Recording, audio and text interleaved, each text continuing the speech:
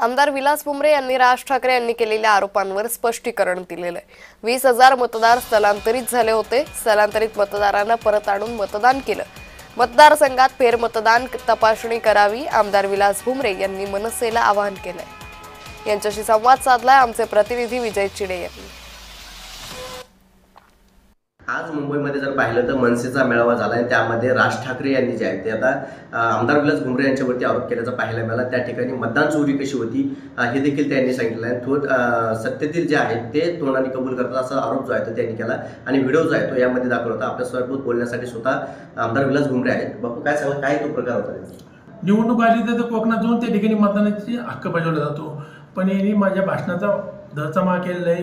माझी विरोधकांना विनंती आहे, महाविकास आघाडीच्या सर्वच नेत्यांना, का आपण माझ्या विधानसभेमध्ये निवडणुकीमध्ये जे झालेलं मतदान आहे याची फेर तपासणी करा, हे माझं यांना खुलं आव्हान आहे। पण या ठिकाणी येणाऱ्या स्थानिक स्वराज्य निवडणुकामध्ये यांचा कुठेतरी पराभव दिसतोय।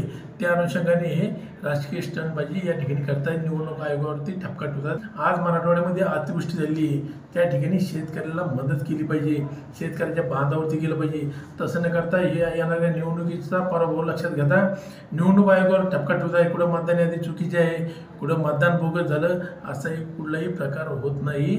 या निवडणुका पारदर्शकपणे या राज्यामध्ये पार पडलेले आहे। हिंदुत्व सम्राट बाळासाहेब ठाकरे यांच्या विचाराचा मतदारसंघ आहे आणि येणाऱ्या काळात एकनाथजी शिंदे साहेबांच्या नेतृत्वाखाली या जिल्ह्यामध्ये आम्ही काम करणार आहोत आणि महायुतीच्या नेतृत्वाखाली या ठिकाणी जिल्ह्यामध्ये सत्ता आल्याशिवाय राहणार नाही। छत्रपती संभाजीनगरहून विजय चिडे, जय महाराष्ट्र।